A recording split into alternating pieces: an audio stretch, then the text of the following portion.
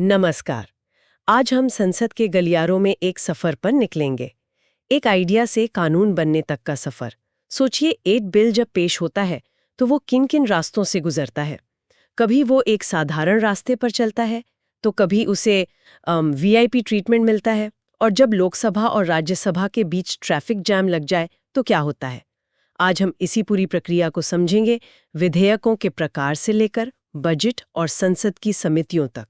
ये सारी जानकारी प्रतियोगी परीक्षाओं के लिए बहुत ज़रूरी है, तो चलिए इसे समझने की शुरुआत करते हैं। तो इस पूरी कहानी के जो मुख्य किरदार हैं, मतलब संसद के सदस्य, उनके वेतन और भत्तों का क्या होता है। हमारे नोट्स की शुरुआत अनुच्छेद 106 से होती है, जो इसी बारे में है।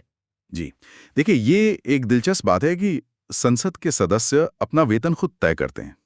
अनुच्छेद 106 संसद को ये शक्ति देता है कि वो कानून बनाकर अपने सदस्यों के वेतन और भत्ते निर्धारित करें।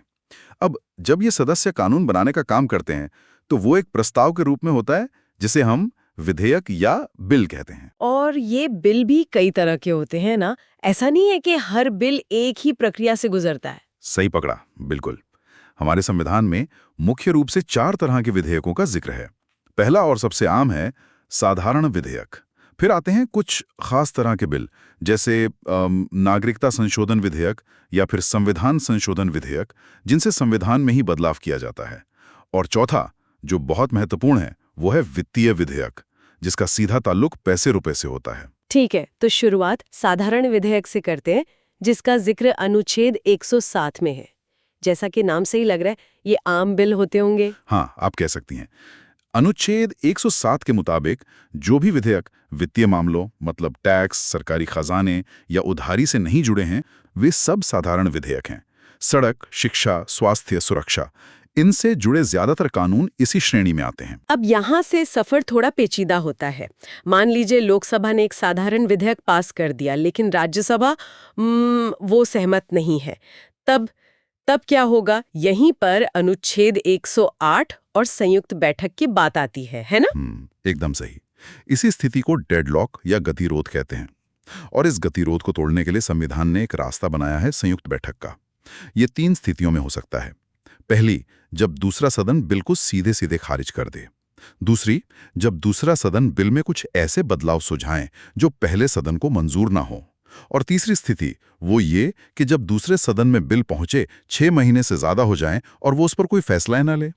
इन तीनों ही सूरतों में राष्ट्रपति दोनों सदनों की संयुक्त बैठक बुला सकते हैं। ये तो बहुत जरूरी प्रावधान है, पर एक सवाल उठता है, क्या हर तरह के बिल के लिए ये रास्ता खुला है?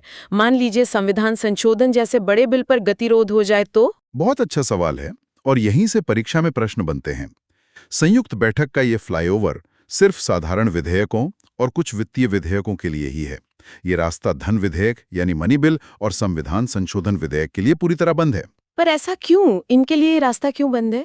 देखिए, दोनों के पीछे वजह अलग अलग है। धन विधेयक के मामले में संविधान ने लोकसभा को ही, आप कह सकते हैं, बॉस माना है। राज्यसभा की भूमिका बहुत सीमित है, तो डेडलॉक की नौबत ही नहीं आती। अच्छा। और संविधान संशोधन इतना बड़ा और गंभीर बदलाव है कि संविधान बनाने वाले चाहते थे कि दोनों सदन उस पर अलग अलग अपनी पूरी सहमति दें। कोई शॉर्टकट नहीं, कोई समझौता नहीं। समझ गई। अब इस संयुक्त बैठक के बारे में कुछ और बातें हैं जो ध्यान में रखनी चाहिए। जैसे ये आइडिया हमने ऑस्ट्रेलियाई संविधान से लिया है, और जब दोनों सदन एक साथ बैठते हैं तो नियम कानून लोकसभा के चलते हैं, और बैठक की अध्यक्षता भी लोकसभा के स्पीकर ही करते हैं। बिल्कुल। और ये कोई रोजमर्रा की घटना नहीं है। हमारे इतिहास में आज तक सिर्फ 3 बार संयुक्त बैठक बुलाई गई है। 1961 में दहेज निषेध विधेयक पर, 1978 में बैंकिंग सेवा आयोग विधेयक पर, और 2002 में आतंकवाद निवारण विधेयक यानी पोटा पर। यहाँ एक पैटर्न देखिए, ये तीनों ही सामाजिक या राष्ट्रीय सुरक्षा से जुड़े बहुत ही विवादास्पद बिल थे। ये वो मौके थे जब सरकार कानून पास करने के लिए दृढ़ थी, लेकिन राज्यसभा, जहां अक्सर सरकार का बहुमत नहीं होता, एक ब्रेक का काम कर रही थी। इससे पता चलता है कि संयुक्त बैठक सिर्फ एक संवैधानिक प्रक्रिया नहीं, बल्कि एक बड़ा राजनीतिक दांव भी है। ये तो हुई साधारण बिल की कहानी। अब उस वीआईपी रास्ते की बात करते हैं जिसका जिक्र आपने किया था, धन विधेयक। अनुच्छेद 109 इसकी प्रक्रिया बताता है। ये साधारण बिल से कितना अलग है? जमीन आसमान का फर्क है। धन विधेयक की यात्रा के 3 मुख्य पड़ाव हैं, जैसा हमारे फ्लो चार्ट में दिखाया गया है। पहला पड़ाव, इसकी शुरुआत सिर्फ और सिर्फ लोकसभा में हो सकती है, वो भी राष्ट्रपति की पूर्व अनुमति के बाद। मतलब राज्यसभा में इसे पेश ही नहीं कर सकते। नहीं, बिल्कुल नहीं। यानी शुरुआत से ही लोकसभा का पलड़ा भारी है। फिर दूसरे पड़ाव में जब ये राज्यसभा जाता है तब क्या होता है? तब राज्यसभा के हाथ बंधे होते हैं। वो बिल पर चर्चा कर सकती है, सुझाव दे सकती है, लेकिन उसे खारिज नहीं कर सकती। और उसे ये सब 14 दिनों के अंदर करना होता है। अगर 14 दिन में बिल वापस नहीं भेजा तो उसे अपने आप पास मान लिया जाता है। और तीसरा पड़ाव, जब बिल 14 दिन के अंदर वापस लोकसभा आता है तब गेंद पूरी तरह लोकसभा के पाले में होती है। वो चाहे तो राज्यसभा के सुझावों को माने या पूरी तरह खारिज कर दे, हर हाल में लोकसभा का फैसला ही अंतिम होता है। तो संक्षेप में धन विधेयक पर असली शक्ति लोकसभा के पास ही है। एकदम। लेकिन ये कैसे तय होता है कि कोई बिल धन विधेयक है या नहीं? क्या सरकार किसी भी बिल को धन विधेयक बताकर राज्यसभा को बाईपास कर सकती है? नहीं, ऐसा नहीं हो सकता। अनुच्छेद 110 इसकी एक बहुत ही सख्त परिभाषा देता है।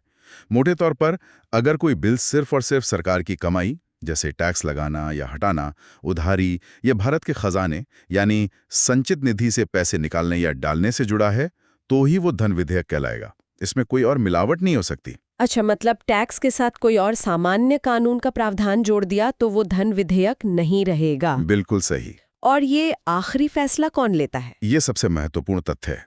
कोई भी विधेयक धन विधेयक है या नहीं, इसका अंतिम निर्णय लोकसभा के अध्यक्ष यानी स्पीकर करते हैं, और उनके फैसले को किसी भी अदालत में चुनौती नहीं दी जा सकती। तो बिल दोनों सदनों से पास हो गया, अब वो कानून कैसे बनेगा? अब राष्ट्रपति की भूमिका आती होगी, जैसा अनुच्छेद 111 में बताया गया है। बिल्कुल। अब बिल राष्ट्रपति के पास उनकी स्वीकृति के लिए जाता है। उनके पास मुख्य रूप से 2 विकल्प होते हैं। पहला, वो अपनी सहमति दे दें और बिल तुरंत अधिनियम यानी एक्ट बन जाता है, मतलब कानून। दूसरा, वो अपनी वीटो शक्ति का इस्तेमाल कर सकते हैं। वीटो शक्ति मतलब? वीटो शक्ति के भी 3 प्रकार हैं। पूर्ण वीटो में राष्ट्रपति बिल को पूरी तरह रोक लेते हैं। निलंबन वीटो में वे बिल को संसद के पास पुनर्विचार के लिए वापस भेज सकते हैं। और एक बहुत दिलचस्प है पॉकेट वीटो। Pocket veto? हाँ, जिसमें राष्ट्रपति बिल पर ना हाँ कहते हैं ना, और उसे अनिश्चित काल के लिए, आप कह सकती हैं, अपनी जेब में रख लेते हैं। तो ये है बिल से कानून बनने का सफर। अब इन सब कानूनों को लागू करने के लिए, देश चलाने के लिए सरकार को पैसा चाहिए, और यहीं से बजट की कहानी शुरू होती है। अनुच्छेद 112। हाँ, लेकिन एक मजेदार बात यह है कि हमारे संविधान में बजट शब्द का इस्तेमाल कहीं नहीं हुआ है। अच्छा? जी, अनुच्छेद 112 में इसे वार्षिक वित्तीय विवरण कहा गया है। ये बस एक फैंसी नाम है। इसका मतलब वही है, आने वाले 1 साल में सरकार को कहां-कहां से कितना पैसा मिलेगा यानी प्राप्तियां, और वो कहां-कहां कितना खर्च करेगी यानी व्यय, इसका पूरा लेखा जोखा। भारत में ये वित्तीय वर्ष 1 अप्रैल से 31 मार्च तक चलता है। और पहले तो 2 बजट आते थे, एक रेल बजट और एक आम बजट। ये क्यों था? ये अंग्रेजों के समय की परंपरा थी। 1921 में एक वर्त समिति बनी जिसकी सिफारिश पर 1924 में रेल बजट को आम बजट से अलग कर दिया गया, क्योंकि उस वक्त रेलवे बहुत बड़ा और महत्वपूर्ण विभाग था। लेकिन अब तो एक ही होता है। हाँ, 2017 में इस 92 साल पुरानी परंपरा को खत्म करके दोनों का विलय कर दिया गया, और अब देश में सिर्फ एक ही केंद्रीय बजट पेश होता है। बजट में तो सिर्फ अनुमान होते हैं। सरकार को खर्च करने के लिए पैसा असल में मिलता कैसे है? यहाँ अनुच्छेद 113 और 114 की भूमिका आती है, सही? बिल्कुल। अनुच्छेद 113 बजट के खर्चों को 2 हिस्सों में बांटता है। पहला है भारत व्यय या चार्ज्ड एक्सपेंडिचर।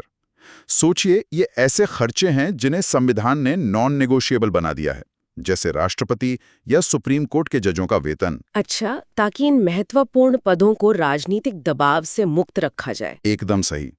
अगर उनकी सैलरी पर हर साल वोटिंग होती तो सरकार इसे एक हथियार की तरह इस्तेमाल कर सकती थी। इसलिए इस पर सिर्फ चर्चा हो सकती है, वोटिंग नहीं। और दूसरा हिस्सा है संचित निधि से निर्मित व्यय। ये सरकार के बाकी सारे खर्चे हैं जो अनुदान की मांगों के रूप में रखे जाते हैं, और इन पर लोकसभा में वोटिंग होती है। लेकिन वोटिंग में पास हो जाने का मतलब ये नहीं कि सरकार पैसा निकाल सकती है। तो फिर पैसा कैसे निकलता है? उसके लिए सरकार को अनुच्छेद 114 के तहत एक और बिल पास करवाना पड़ता है, जिसे विनियोग विधेयक या एप्रोप्रिएशन बिल कहते हैं। ये बिल ही सरकार को भारत के खजाने यानी संचित निधि से पैसा निकालने की कानूनी इजाजत देता है। ये समझिए कि ये खजाने की चाबी है। इसके बिना एक भी रुपए नहीं निकाला जा सकता। बिल्कुल। कभी कभी ऐसा भी तो होता होगा कि बजट में दिया गया पैसा कम पड़ जाए। हाँ, बिल्कुल।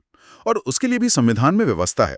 अनुच्छेद 115 में अनुपूरक, अतिरिक्त या अधिक अनुदान का प्रावधान है और अनुच्छेद 116 में कुछ विशेष परिस्थितियों के लिए लेखानुदान यानी वोट ऑन अकाउंट जैसे अनुदानों का जिक्र है। ये जो हम बार बार सरकारी खजाने की बात कर रहे हैं, ये असल में होता क्या है? सरकार का पैसा कहाँ रखा जाता है? सरकार के पास मुख्य रूप से 3 तरह के फंड या निधियां होती हैं। अनुच्छेद 266 में 2 का जिक्र है। पहली और सबसे बड़ी है भारत की संचित निधि, कंसोलिडेटेड फंड, जिसमें सरकार की सारी कमाई जैसे टैक्स और कर्ज जमा होती है। देश का सारा खर्च इसी से होता है। दूसरी है भारत का सार्वजनिक खाता, पब्लिक अकाउंट, जिसमें आम जनता का पैसा होता है जैसे प्रोविडेंट फंड। और तीसरी अनुच्छेद 267 के तहत भारत की आकस्मिकता निधि है, कंटिंजेंसी फंड। ये एक तरह का इमरजेंसी फंड हुआ। हाँ, बिल्कुल। ये राष्ट्रपति के पास रहता है ताकि अचानक आई किसी आपदा से निपटा जा सके। ठीक है। इसके बाद हमारे नोट्स में अनुच्छेद 117 से 130 तक का जिक्र है। ये सब एक साथ क्यों दिए गए हैं? क्योंकि इन्हें आप संसद का आंतरिक रूल बुक कह सकते हैं। ये वो नियम हैं जो संसद की कार्यवाही को व्यवस्थित और स्वतंत्र रखते हैं। जैसे अनुच्छेद 118 हर सदन को अपनी प्रक्रिया के नियम खुद बनाने की आज़ादी देता है। फिर शक्तियों के बंटवारे को बनाए रखने के लिए अनुच्छेद 121 जजों के आचरण पर संसद में चर्चा से रोकता है। तो वहीं अनुच्छेद 122 अदालतों को संसद की कार्यवाही की जांच करने से रोकता है। जी, ये आपसी सम्मान का एक सिस्टम है। और इसी में भाषा और अध्यादेश वाले अनुच्छेद भी हैं। हाँ, अनुच्छेद 120 कहता है कि संसद की भाषा हिंदी और अंग्रेजी होगी, पर स्पीकर किसी को अपनी मातृभाषा में बोलने की अनुमति दे सकते हैं। पर अनुच्छेद 123 राष्ट्रपति को अध्यादेश जारी करने की शक्ति देता है। यानी जब संसद का सत्र ना चल रहा हो, तब भी जरूरत पड़ने पर वो एक अस्थायी कानून बना सकते हैं। संसद का काम इतना ज्यादा और इतना तकनीकी होता है कि सारे सदस्य हर विषय के एक्सपर्ट नहीं हो सकते। यहीं पर संसदीय समितियों की भूमिका आती है ना? एकदम। ये समितियां संसद की आंख और कान की तरह काम करती हैं। ये एक तरह की मिनी पार्लियामेंट होती हैं, जहां किसी भी विषय की गहराई से जांच पड़ताल होती है। ये 2 तरह की होती हैं, स्थायी यानी स्टैंडिंग, जो हमेशा रहती हैं, और तदर्थ यानी एड हॉक, जो किसी खास काम के लिए बनती हैं और काम खत्म होने पर भंग हो जाती हैं। इनमें सबसे महत्वपूर्ण कौन सी हैं? वित्तीय मामलों में 3 समितियां सबसे ताकतवर मानी जाती हैं, क्योंकि ये सरकार के खर्चों पर पैनी नजर रखती हैं। लोक लेखा समिति यानी पीएसी, प्राक्कलन समिति, और सार्वजनिक उपक्रमों पर समिति यानी सीओपीयू। चलिए लोक लेखा समिति यानी पीएससी से शुरू करते हैं। ये सबसे पुरानी भी है, 1921 में बनी थी। हाँ, इसमें कुल 22 सदस्य होते हैं, 15 लोकसभा से और 7 राज्यसभा से। लेकिन इसकी सबसे खास बात यह है कि 1967 से एक परंपरा बन गई है कि इसका अध्यक्ष हमेशा विपक्ष का कोई सदस्य होता है। ये परंपरा क्यों? इसके पीछे क्या सोच है? सोच ये है कि सरकार के खर्चों की जांच कोई बाहरी और निष्पक्ष व्यक्ति करे। अगर सत्ता पक्ष का ही कोई सदस्य अध्यक्ष होगा तो वो शायद अपनी ही सरकार की गलतियों पर पर्दा डालने की कोशिश करे। सही बात है। विपक्ष का अध्यक्ष होने से जांच ज्यादा पारदर्शी और असरदार होती है। और हाँ, कोई भी मंत्री इस समिति का सदस्य नहीं हो सकता, क्योंकि समिति का काम ही सरकार के काम की जांच करना है। दूसरी है प्राक्कलन समिति यानी एस्टिमेट्स कमेटी। इसकी बनावट तो पैक से काफी अलग है। बहुत अलग। 1950 में बनी इस समिति में 30 सदस्य होते हैं और सभी के सभी सिर्फ लोकसभा से होते हैं। मतलब इसमें राज्यसभा का कोई प्रतिनिधित्व नहीं है। बिल्कुल नहीं। इसका मुख्य काम ये देखना है कि सरकारी खर्चों में कैसे बचत की जा सकती है, यानी किफायत कैसे लाई जाए। इसीलिए इसे सतत किफायत समिति भी कहते हैं। और तीसरी वित्तीय समिति है सीओपीयू यानी सार्वजनिक उपक्रमों पर समिति। जी, 1964 में कृष्णा मेनन समिति की सिफारिश पर बनी ये समिति सरकारी कंपनियां जैसे LIC, ONGC, भेल वगैरह के कामकाज की जांच करती है। इसकी बनावट पीएसी जैसी ही है, 22 सदस्य, 15 लोकसभा से और 7 राज्यसभा से। और यहाँ भी वही नियम है, कोई मंत्री सदस्य नहीं हो सकता। वित्तीय समितियों के अलावा भी तो कई समितियां होती होंगी जो सदन के रोजमर्रा के काम को संभालती हैं। हाँ, उन्हें हाउसकीपिंग कमेटी कहते हैं। जैसे कार्य मंत्रणा समिति ये तय करती है कि सदन में किस दिन किस मुद्दे पर बात होगी। एक तरह से ये सदन का टाइम टेबल बनाती है। इसी तरह नियम समिति सदन की कार्यवाही के नियमों में बदलाव के सुझाव देती है। इन दोनों ही समितियों के अध्यक्ष लोकसभा में स्पीकर और राज्यसभा में सभापति खुद होते हैं। अंत में कुछ और विशेष समितियों का जिक्र है, जैसे महिला सशक्तिकरण समिति। जी, 1997 में बनी इस समिति में 30 सदस्य होते हैं। ये महिलाओं की स्थिति पर सरकारी रिपोर्टों और योजनाओं की जांच करती हैं। इसी तरह सदस्यों के नैतिक आचरण पर नजर रखने के लिए नैतिकता समिति भी है। हमारे नोट्स के आखिर में पुंछी आयोग की एक सिफारिश का जिक्र है, अधिवास मानदंड को बहाल करना। इसका क्या मतलब है? ये एक बहुत ही महत्वपूर्ण बहस से जुड़ा मुद्दा है। पहले ये नियम था कि कोई व्यक्ति जिस राज्य से राज्यसभा का चुनाव लड़ रहा है उसे उसी राज्य का निवासी होना चाहिए। अच्छा, पर 2003 में इस नियम को हटा दिया गया। जी, पुंछी आयोग ने सिफारिश की कि इस नियम को वापस लाया जाए। इसके पीछे तर्क ये था कि राज्यसभा के सदस्य की पहली निष्ठा उस राज्य के प्रति होनी चाहिए जिसका वो प्रतिनिधित्व कर रहा है, न कि अपनी पार्टी के केंद्रीय नेतृत्व के प्रति, जिससे राज्यों की आवाज संसद में ज्यादा मजबूती से उठेगी। बिल्कुल। तो आज हमने एक विधेयक के जन्म से लेकर कानून बनने तक का पूरा सफर देखा, सरकार के बजट की बारीकियों को समझा और उन समितियों के बारे में जाना जो पर्दे के पीछे रहकर संसद के काम को प्रभावी बनाती हैं। ये सारी प्रक्रियाएं मिलकर ही हमारे लोकतंत्र की नींव को मजबूत करती हैं। बिल्कुल। और आज की इस चर्चा से एक सवाल जरूर मन में उठता है। हमने देखा कि ये सभी प्रक्रियाएं और नियम कितने विस्तृत और जटिल हैं, जिनका उद्देश्य पारदर्शिता और जवाबदेही लाना है। पर सोचने वाली बात यह है कि क्या ये जटिलता कभी-कभी जरूरी फैसलों में देरी की वजह तो नहीं बन जाती? प्रक्रिया का पालन करना और देश के लिए तेजी से काम करना, इन दोनों के बीच सही संतुलन कैसे पाया जाए, ये एक ऐसा प्रश्न है जिस पर हमेशा विचार करते रहना चाहिए।